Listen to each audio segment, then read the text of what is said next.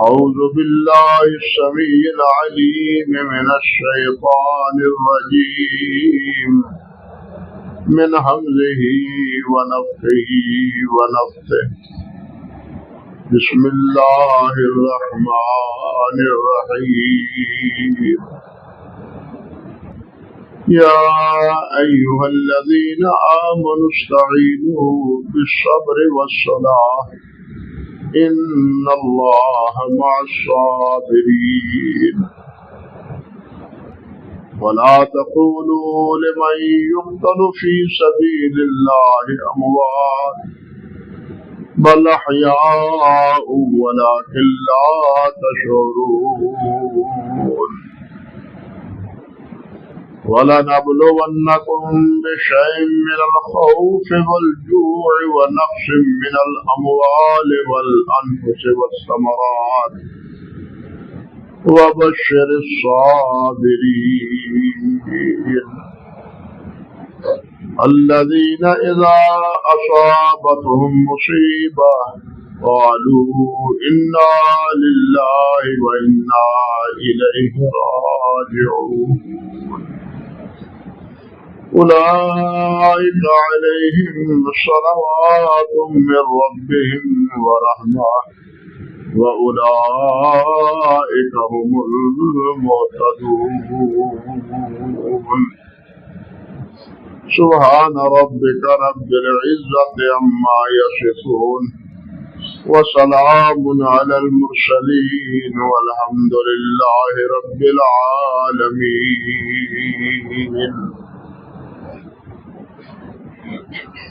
محترم معزز سامعین کرام،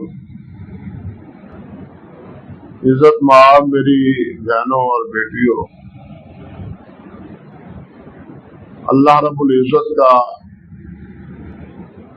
بے حد و بے حساب شکر ہے جس مالک نے ہمیں کامل دین اسلام عطا فرمایا ہے، اور اس دین میں کوئی بھی مسئلہ ایسا نہیں ہے زندگی کا جس کے بارے میں رہنمائی موجود نہ ہو۔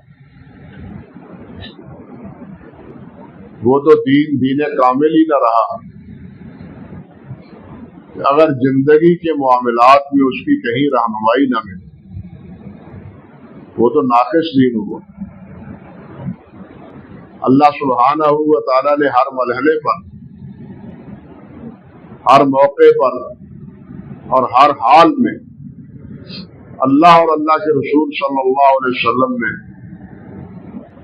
ہماری رہنمائی فرمائی ہے، ہمیں بتلایا ہے، آگاہ فرمایا ہے کہ تم نے یہ اوقات اور یہ احوال کس طرح گزارنے ہیں اور کس طرح بسر کرنے ہیں۔ والد ہونے کے ناطے بھی، اولاد ہونے کے ناطے سے، ایک بادشاہ امیر ہونے کے ناطے سے بھی، رعایا اور فقیر ہونے کے ناطے سے، ایک بیمار ہونے کے ناطے سے بھی اور ایک معالج ہونے کے ناطے بھی سے، ہر لحاظ سے اللہ سبحانہ و تعالیٰ نے ہر موقع پر ہماری رہنمائی فرمائی۔ کوئی مسئلہ ایسا نہیں ہے جس کا زندگی کے ساتھ تعلق ہو اور زندگی میں اس کے بارے میں رہنمائی نہ ہو۔ اللہ سبحانہ و تعالیٰ نے آخر یہ جو بات فرمائی ہے کہ الیوم اکملت لکم دینکم واتممت علیکم نعمتی ورضیت لکم الاسلام دینا، اس کی آخر کیا معنی ہے؟ یہی معنی ہے کہ تمہاری ضروریات، تمہاری حیات کے بارے میں جتنی ہدایات تھی وہ سب میں نے مکمل کر دی، کوئی باقی نہیں رہنے دی، اور جن میں کوئی تھوڑا سا ابہام تھا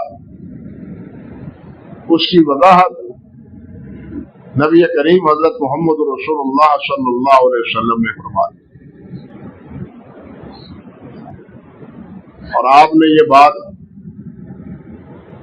حجۃ الوداع کے خطبے میں بھی اور دوسرے مواقع میں بھی دو ٹوک الفاظ میں فرمائی کہ ترکت فیکم امرین لن تضلوا ما تمسکتم بہما، دو چیزیں تمہیں دے کے جا رہا ہوں، جب تک ان کے ساتھ تمسک کرو گے، ان کو مضبوطی سے تھامے رہو گے، تم کبھی گمراہ نہیں ہو، صراط مستقیم پر رہو۔ یہ محرم الحرام کے مہینے میں اللہ اکبر کبیرہ، جس طرح کہ میں نے عرض کیا تھا، اس کی یکم محرم کو حضرت عمر فاروق رضی اللہ تعالی عنہ ان کی شہادت ہوئی۔ اس وقت تمام صحابہ کرام رضوان اللہ علیہ مجمعین موجود تھے۔ انہوں نے یہ غم کس طرح برداشت کی، ہمارے سامنے تاریخ موجود، بلکہ حضرت عمر فاروق سے پہلے حضرت ابو بکر بھی اس دنیا سے رخصت ہوئے، حتیٰ کہ سید الاولین والآخرین حضرت محمد رسول اللہ صلی اللہ علیہ وسلم بھی اس دنیا سے رخصت ہوئے۔ صحابہ کرام رضوان اللہ علیہ اجمعین میں جو سراسیمگی اس وقت پائی جاتی ہے، تاریخ کے اوراق میں موجود، بعض کے دل و دماغ پر اتنا اثر ہوا کہ وہ زمین پر بیٹھ گیا، اٹھ ہی نہ سکے، کھڑے ہیں تو کھڑے ہیں، مبہوت کھڑے ہیں۔ لیکن آپ کے انتقال کے بعد مجموعی طور پر حضرات صحابہ کرام رضوان اللہ علیہ اجمعین نے کیا نمونہ اور کیا عمل اختیار کیا، وہ ہمارے سامنے ہے۔ بلکہ نبی کریم حضرت محمد رسول اللہ نے فرمایا تھا صلی اللہ علیہ وسلم، اللہ اکبر کبیرہ،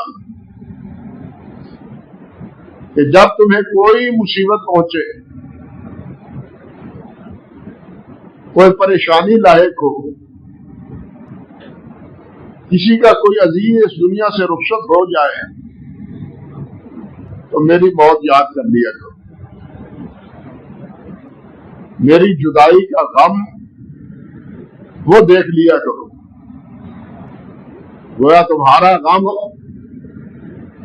میری جدائی کے صدمے سے ہلکا ہو جائے۔ اور نبی علیہ السلام کے بعد صحابہ کرام رضوان اللہ علیہ اجمعین نے بھی، آپ دیکھیں حضرت علی رضی اللہ تعالی عنہ فرماتے ہیں، نبی علیہ السلام کو غسل بھی دے رہے ہیں، اور غسل دیتے ہوئے کہتے ہیں بے ابی انت و امی قد انقطع بموتک ما لم ينقطع بموت غیرک من النبوۃ، میرے ماں باپ قربان، آپ کی موت سے، آپ کے چلے جانے سے نبوت کا سلسلہ ختم ہو گیا۔ اللہ کی طرف سے، آسمان کی جانب سے جو خبریں ہمیں ملتی تھی وہ آنا بند ہو گئے۔ وَلَوْلَا أَنَّكَ أَمَرْتَ بِالصَّبْرِ وَنَهَيْتَ عَنِ الْجَزْعِ لَانفَضَّنَا عَلَيْكَ مَعَ الشُّهُودِ، اگر آپ نے ہمیں روکا نہ ہوتا کہ رونا دھونا نہیں، پیٹنا نہیں، بے صبری کا مظاہرہ نہیں کرنا، صبر کا مظاہرہ کرنا ہے، تو ہم رو رو کے اپنے دماغ کا پانی خشک کر دیں۔ یہ اس موقع پر غسل دیتے ہوئے حضرت علی رضی اللہ تعالی عنہ نے فرمایا، اور ان کا یہ فرمان نہج البلاغہ میں بھی موجود ہے، تاریخ کی دوسری کتابوں کے علاوہ نہج البلاغہ میں بھی موجود ہے۔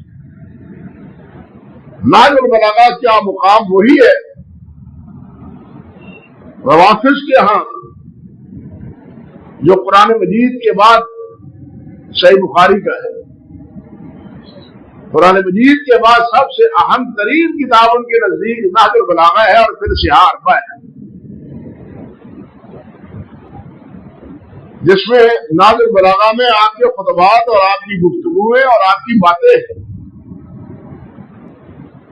تو حضرت علی رضی اللہ تعالیٰ عنہ نے نبی علیہ السلام کے غم میں آپ کو غسل دیتے ہوئے یہ بات ارشاد فرمائی۔ اللہ سبحانہ و تعالیٰ نے بھی فرمایا ہم وَلَنَبْلُوَنَّكُمْ بِشَيْءٍ مِّنَ الْخَوْفِ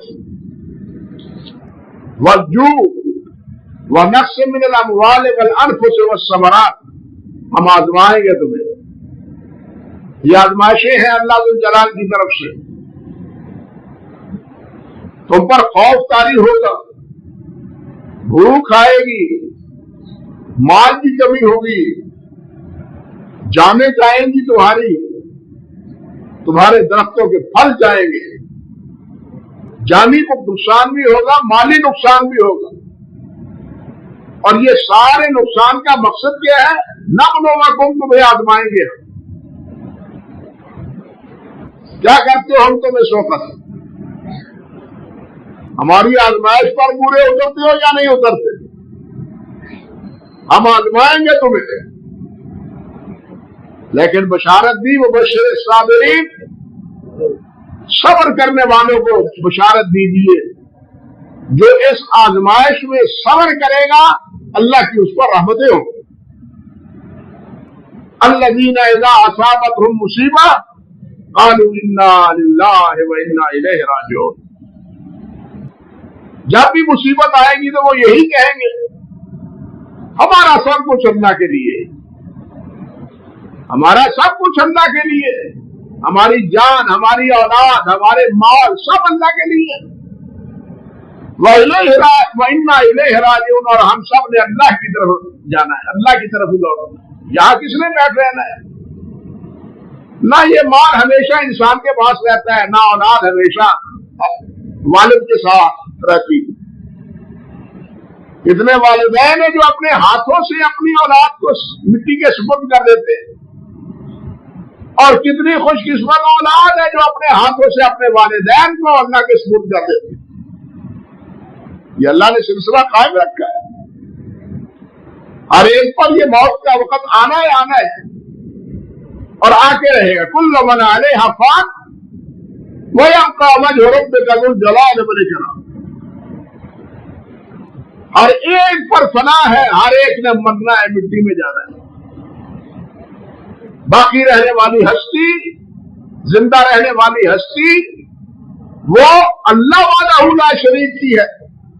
جب کوئی انسان بلکہ مخلوق میں کوئی بھی نہیں تھا اس وقت تنہا اللہ تھا، اور جب ساری مخلوق کو اللہ موت دے دے گا اس وقت بھی اللہ ذو الجلال ہوگا۔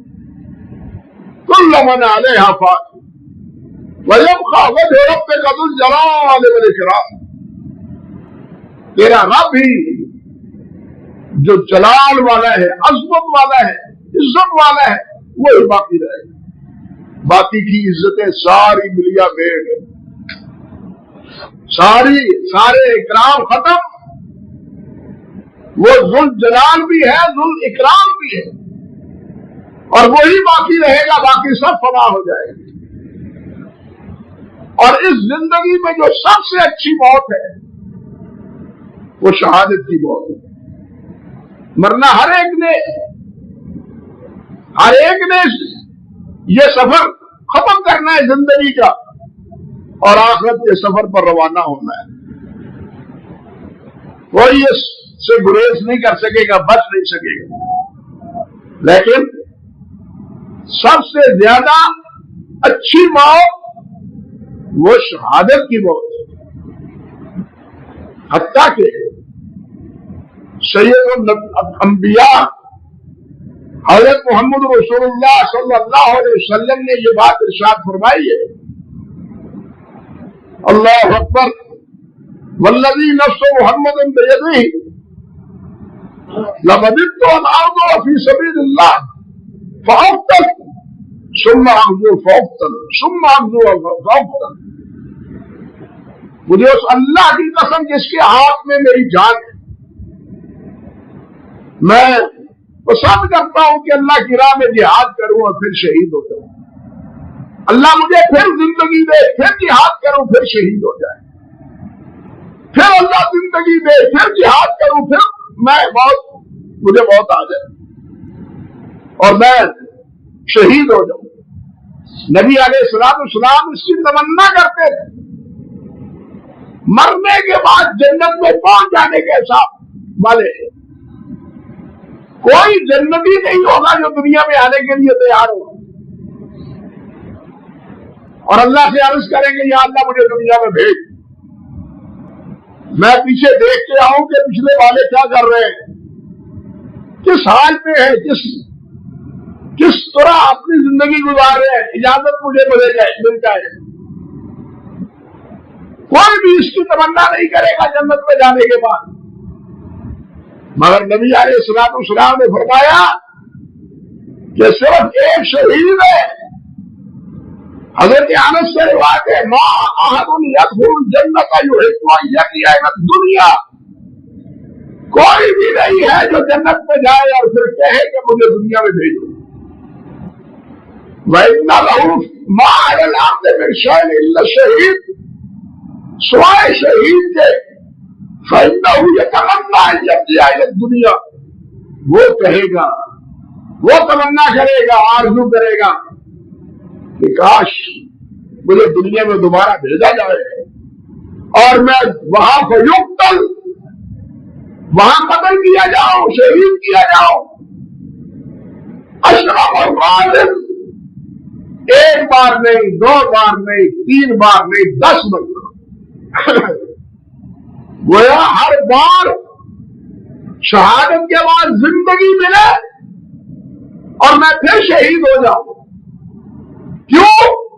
فرمایا لما یرا من الکرامہ، اللہ اکبر، لما یرا من الکرامہ، شہید کی جو تقریب، جو تعظیم، جو عزت، جو وقار اللہ اس کو عطا فرماتے ہیں، اس کو دیکھ کے کہے گا کہ میں ایک بار پھر جاؤں، پھر شہید ہوں، پھر جاؤں، پھر شہید ہوں۔ یہ ہے شہادت کی موت۔ حضرت عمر فاروق رضی اللہ تعالیٰ عنہ وہ بھی تو یہ دعا کیا کرتے تھے کہ اللہم، اے اللہ وجعل موتی فی بلد رسولک، اے اللہ مجھے شہادت کی موت دے اور دے بھی کہا اپنے نبی کے شہر میں، وہاں مروں۔ اللہ اکبر کبیرہ، شہادت کی موت اور پھر بیت مدینہ طیبہ میں، میری پوچھتی ہے یہ کس طرح ممکن ہے؟ فرماتے ہیں اللہ کے لیے کوئی مشکل نہیں، لیکن اللہ ذو الجلال نے ہمیں شہادت کی موت دی تو کہا یہ وقت پیش آیا نبی علیہ السلام کے محراب اور مصلی پر، فوت ہوئے، دفن ہوئے تو مدینے میں نہیں، نبی علیہ السلام کے پیروں میں دفن ہوئے۔ یہ ہے دعا کی قبولیت۔ اللہم ارزقنی شہادۃ فی سبیلک واجعل موتی فی بلد حبیبک، اپنے حبیب کے شہر میں مجھے موت دے۔ اور یہ واقعتاً بہت بڑی سعادت ہے اگر اللہ ذو الجلال کسی کو مدینے میں دفن ہونے کا موقع میسر فرمائے، کیونکہ حدیث میں آتا ہے نبی علیہ السلام نے ارشاد فرمایا سب سے پہلے میں اٹھوں گا، پھر ابو بکر عمر اٹھیں گے، پھر اس کے بعد اہل بقیع اٹھیں، جو ایمان والے وہ میرے ہمراہ جائیں گے، اور اس کے بعد مکہ مکرمہ سے جو وہاں دفن ہے وہ نکل کے آئیں گے، ہم ایک جگہ جمع ہوں گے اور پیچھے اکٹھے ہوں گے جناب، پھر میدان معاشر میں جائیں گے۔ یہ ہے نبی علیہ السلام کی معیت. ان خوش نصیبوں کو جو مکہ مکرمہ میں اور مدینہ طیبہ میں دفن ہوتے ہیں. اللہ اکبر کبیرہ. لیکن اس موقع پر بے صبری کا مظاہرہ، رونا پیٹنا، شاہ لباس پہننا، بالوں کو کھول لینا اور اپنے سینہ کو بھی کرنا، سینہ کو بھی ہاتھوں سے نہیں، اسلحوں سے بھی، چھریوں سے بھی، کانٹوں سے بھی. یہ کوئی دین نہیں ہے، بالکل دین نہیں ہے. اس کا کوئی اجر و ثواب نہیں ہے، اس کا کوئی درجہ اور مرتبہ نہیں ہے، بلکہ یہ حرام ہے، ناجائز ہے. یہ بالکل جائز نہیں ہے، ناجائز ہے. کسی کو میری بات اچھی لگے گا یا نہ لگے، لیکن حقیقت یہی ہے. جس چیز سے اللہ کے رسول نے روکا ہے اس چیز کو اپنانا کبھی اس میں خیر ہو سکتی ہے. جس سے آپ نے روکا ہو ہم وہی چیز اختیار کر لیں، نہ رکے، تو کیا اس میں کوئی بھلائی اور نیکی ہو سکتی ہے؟ بالکل نہیں ہو سکتی. وہ گناہ ہے، نافرمانی گناہ ہے، نافرمانی نیکی نہیں ہے. لیکن کتنا عجیب دھندا ہے کہ ہم نافرمانی بھی کریں اور اس کو ثواب بھی سمجھیں. انا للہ و انا الیہ راجعون. یعنی بے عقلی کی، جہالت کی، بے خبری کی بھی کوئی انتہا ہوتی ہے. ہم کریں بھی گناہ، کریں بھی نافرمانی، کریں بھی رسول اللہ کی مخالفت صلی اللہ علیہ وسلم، اور امید نیکی کی رکھے. ای خیانت سو محالت سو جن. یہ بات دیوانوں کی ہے، عقل مندوں کی نہیں ہے. عقل مند نیکی اسے کو سمجھتا ہے جس میں اللہ اور اللہ کے رسول کی اطاعت ہو، اور برائی اور گناہ اس کو سمجھتا ہے جس کا ارتکاب اللہ اور اللہ کے رسول نے روکا ہو اور کوئی اس کا مرتکب. اور کوئی ایک بات نہیں. اللہ اکبر کبیرہ. ائمہ نے، نبی علیہ السلام نے، بلکہ خود حضرت علی نے، حضرت علی نہیں بلکہ حضرت محمد جعفر باقر نے، حضرت محمد باقر نے، حضرت حسین رضی اللہ تعالی عنہ نے اس سارے ناٹک سے روکا ہے. تاریخ کی کتابیں، بلکہ فریقین کے مذاہب کی کتابیں اس بات میں بالکل نمایاں ہیں. چنانچہ حضرت حسین شیخ رضی اللہ تعالی عنہ کے بعد حضرت جعفر صادق رحمۃ اللہ علیہ، اور یہی قول حضرت علی رضی اللہ تعالی عنہ سے. حضرت علی بھی فرماتے ہیں، حضرت جعفر صادق رحمۃ اللہ علیہ بھی فرماتے ہیں کہ یہ صبر، الصبر من الایمان بمنزلۃ الراس من الجسد، فاذا ذهب الراس ذهب الجسد. فرماتے ہیں صبر اس کا ایمان کے ساتھ کیا تعلق ہے؟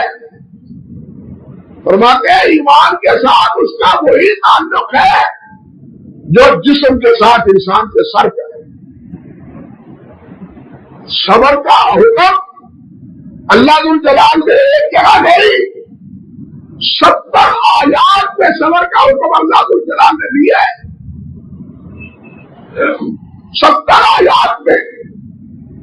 اور یہاں تک اللہ نے فرمایا والصابرین فی الباساء والضراء وحین الباس اولئک الذین صدقوا واولئک هم المتقون. فرمایا جو تکلیف میں، پریشانی میں، موت کے وقت صبر کرتے ہیں، اولئک الذین صدقوا، یہ سچے، واولئک هم المہتدون، یہی ہدایت یافتہ ہے۔ یہاں بھی تو یہی ہوتا ہے، اولئک علیہم صلوات من ربہم واولئک هم المہتدون، یہی ہدایت پر ہے۔ یہ رونا پیٹنا اور اس طرح جناب سینہ کو بھی کرنا اور وہ سارے کام کرنے جو محض معاف کرنا وہ ناظرین کی دلچسپی کا سبب بنے، جس کا دین سے کوئی تعلق نہ ہو۔ مجمع لگانے والے ڈگڈگی بجا کے جس طرح مجمع جمع کرتے ہیں، اسی طرح یہ ناٹک مجمع جمع کرنے کے لیے ہوتا ہے تاکہ لوگ دیکھیں۔ حالانکہ نہ صرف ماتم قسم کا عمل کرنا ناجائز ہے، اس کو دیکھنا بھی ناجائز ہے۔ نہ دیکھنے کی کا جواز ہے، یہ میں نہیں کہہ رہا، مولانا احمد رضا نے ملفوظات میں کہا ہے۔ وہ کہتے ہیں کہ تعزیہ وغیرہ اور رونا پیٹنا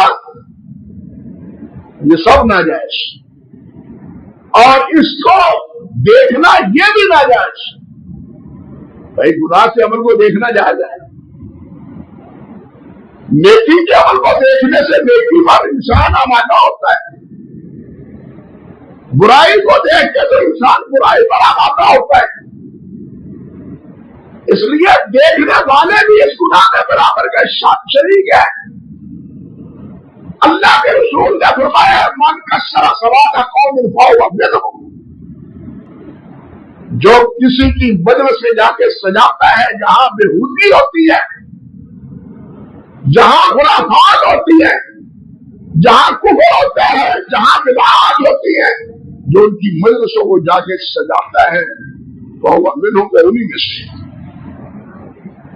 ان کی مدرسوں کو سجانے کی گنجائش نہیں ہے۔ تو حضرت علی رضی اللہ تعالیٰ عنہ اور حضرت جعفر رحمۃ اللہ علیہ دونوں بزرگ فرماتے ہیں کہ الصبر من الایمان بمنزلۃ الراس من الجسد، صبر کو ایمان کے ساتھ وہی نسبت ہے جو نسبت صرف کو انسان کے جسم کے ساتھ ہے۔ فَإِذَا ذَهَبَ الرَّأْسُ ذَهَبَ الْجَسَدُ، سر کٹ گیا، گردن کٹ گئی، انسان مر گیا۔ صبر ختم ہو گیا، ایمان ختم ہو گیا، ہدایت جاتی رہی، ایمان جاتا رہا۔ یہ فرماتے ہیں حضرت علی، حضرت جعفر صادق رحمۃ اللہ علیہ، اللہ اکبر فرماتے ہیں وقد علیہ اذا ذهب الصبر ذهب الایمان۔ یہ لفظ ہے ان کے، جس طرح سر کٹنے کے بعد انسان زندہ نہیں رہتا، اسی طرح صبر ہاتھ سے چھوڑنے سے ایمان باقی نہیں رہتا۔ یہ اہمیت ہے صبر کو ایمان کے ساتھ۔ اسی طرح حضرت علی رضی اللہ تعالی عنہ وہ فرماتے ہیں ان البلاء والصبر يستبقان الى موت المؤمن فياتيه البلاء وهو الصبور۔ فرماتے ہیں کہ مصیبت آتی ہے مومن پر، ایمان والے پر مومن آتی ہے۔ ان البلاء والصبر يستبقان الى المؤمن، دونوں مومن کی طرح بڑھتے ہیں، صبر بھی اور بلا بھی۔ فرماتے ہیں فائدہ وہو الصبور فساته البلاء وهو الصبور، اس کے پاس مصیبت آتی ہے تو وہ صبر کرتا ہے۔ وَإِنَّ الْجَزَاءَ وَالْبَلَاءَ يَسْتَبِقَانِ الْكَافِرِ، کافر کی طرف بھی یہ دونوں چیزیں آتی ہیں، صبر بھی آتا ہے، بلا اور مصیبت بھی آتی ہے۔ فرماتے ہیں فیاتی البلاء وهو جذوع، جب کافر کے پاس آتا ہے، کوئی مصیبت آتی ہے، کوئی آزمائش آتی ہے، وہ تکلیف پہنچتی ہے، تو وہ جمع خدا کرتے ہیں۔ جذوع کا لفظ تو آپ سمجھتے ہیں نا، فهو جذوع، وہ جمع خدا کرنا شروع کر دیتا ہے، رونا پیٹنا شروع کر دیتا ہے، صبر نہیں کرتا۔ فرماتے ہیں یہ کافر کی علامت ہے، وہ مومن کی علامت ہے۔ مومن کی علامت ہے کہ وہ صبر کرتا ہے، کافر کی علامت ہے کہ وہ بے صبری کرتا ہے۔ اللہ اکبر کبیرہ۔ بلکہ حضرت عبداللہ ابن مسعود سے روایت ہے، صحیح بخاری میں فرمایا لیس منا من ضرب الخدود وضرب الخدود ودعا بدعوى الجاہلیہ، فرمایا وہ ہم میں سے نہیں ہے، یہ اسلام کا کام نہیں ہے، یہ جاہلیت کا کام ہے، کفر کا کام ہے۔ ہمارا مسلمانوں کا اسلام کا یہ کام اور حکم نہیں ہے۔ کیا جو ہم اپنے مصیبت کے وقت ضرب الخدود، اپنے رخ کو پیٹتا ہے، ہائے مر گیا، وضرب الخدود ودعا بدعوى الجاہلیہ، جاہلیت کی آوازیں نکالتا ہے۔ میرا شیر مر گیا، میرا شیر مر گیا، میری تو بنیادیں ہی کٹ کے رہ گئی۔ جب یہ شیر نہیں تھا تو اس کو پالنے والا کون تھا؟ تیری بنیادیں رکھنے والا کون تھا؟ اس لیے یہ جاہلیت کی آوازیں نکالنا اور اس طرح ان پر بے صبری کا زبان کے ساتھ مظاہرہ کرنا، فرمایا یہ مظاہرہ کرنے والا لیس منا، ہم میں سے نہیں۔ بلکہ ایک حدیث میں آتا ہے، لعن رسول اللہ، ابو داؤد کی روایت ہے، لعن رسول اللہ صلی اللہ علیہ وسلم النائحۃ والمستمع، نوحہ کرنے والے پر بھی اور نوحہ سننے والے پر بھی اللہ کے رسول نے لعنت فرمائی۔ اللہ کی اس پر لعنت ہے جو نوحہ کرتا ہے، بے صبری کرتا ہے۔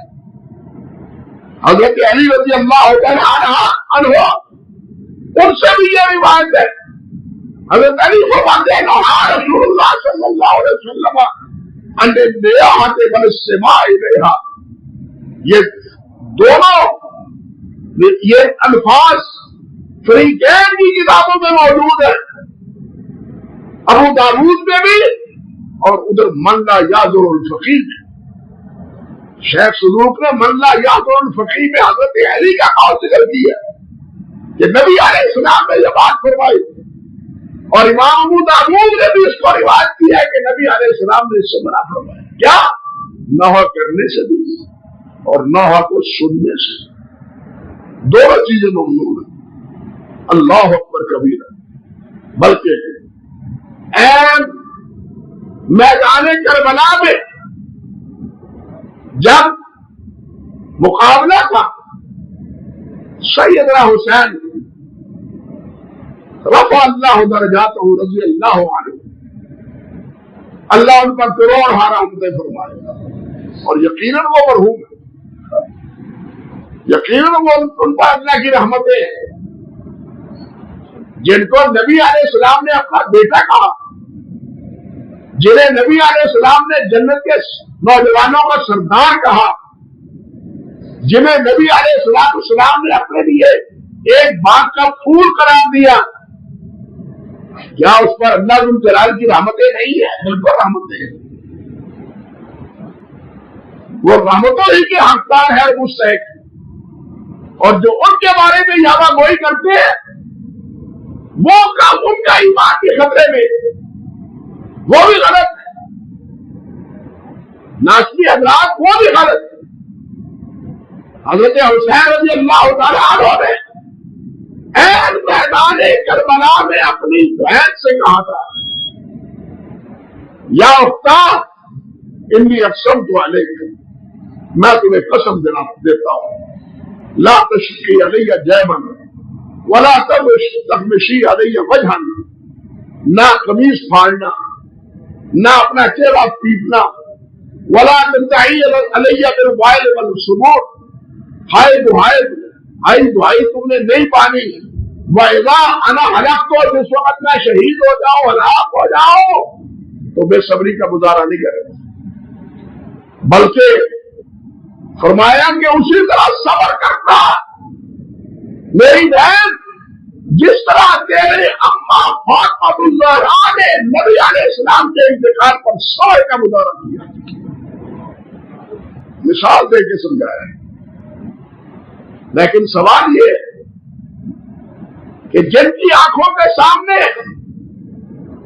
ये खूनी वाकया रूनुमा हुआ, क्या तारीख में उनसे ये जो हमारे यहां बदनज़मी पूरे मुल्क में सारा मुल्क बंद कर दिया जाता है और सारे मुल्क में एक दुहाई फिर जाती है माअज़ल्लाह, और जो कुछ होता है आप सब जानते हैं और सुनते हैं, पढ़ते भी हैं, देखते भी हैं मीडिया पर।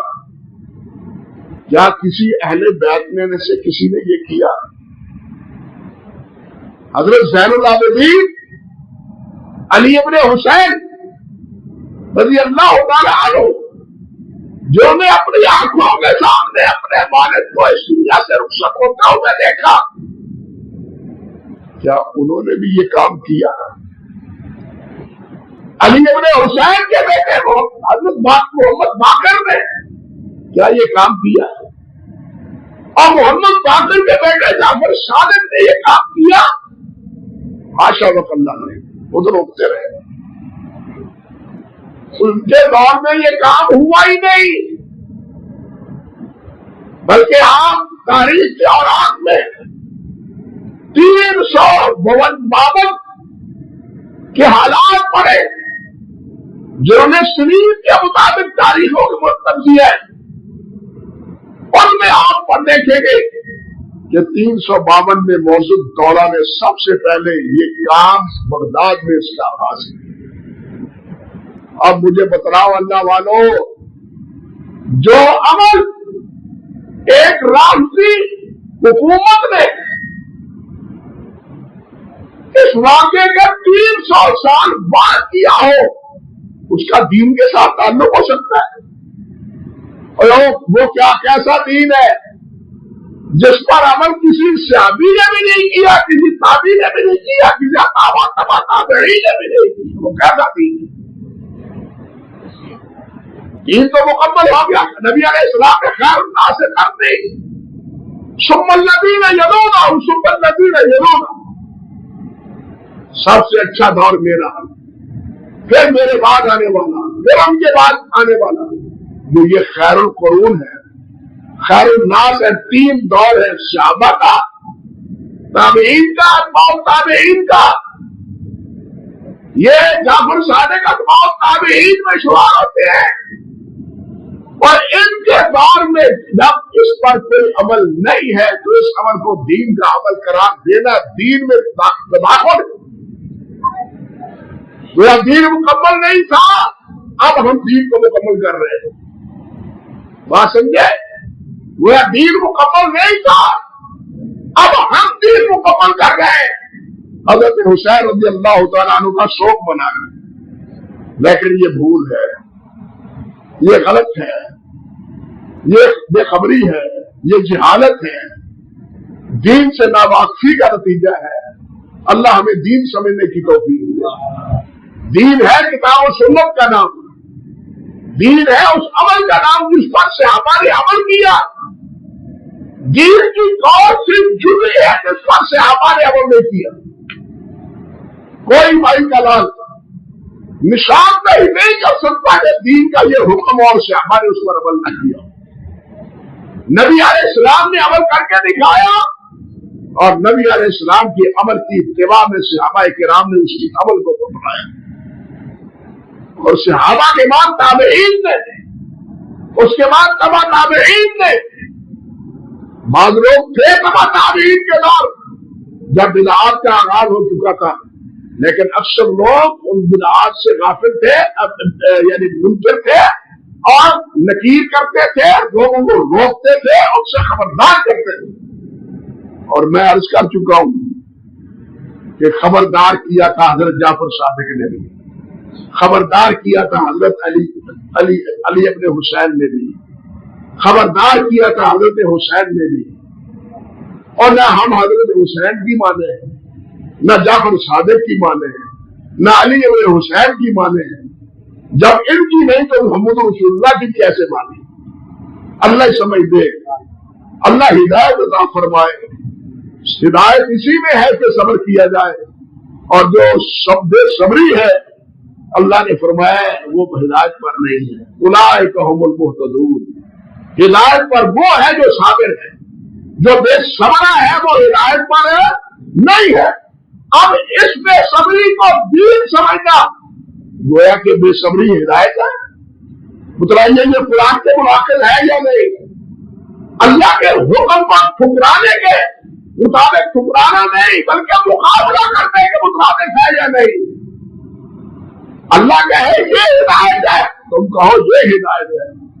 اس کا مطلب یہ ہے کہ اللہ کی ہدایت نہیں بلکہ جو میں کہہ رہا ہوں ہدایت وہ ہے. بتلائیے اس سے بڑی گمراہی اور کیا ہے؟ اسی کو تو اللہ جلال نے فرمایا ہے کہ جو صبر کرتے ہیں والصابرین فی الباساء والضراء وحین الباس اولئک الذین صدقوا، وہی سچے ہیں. اللہ کا شکر ہے ہم اس آیت پر عامل ہیں. اولئک هم الصادقون اولئک الذین صدقوا واولئک هم المتقون، وہی متقی ہے اور وہی سچے ہیں. اور شہادت تو وہ ہے کہ نبی کے بعد صدیق کا درجہ ہے اور صدیق کے بعد شہید کا درجہ ہے.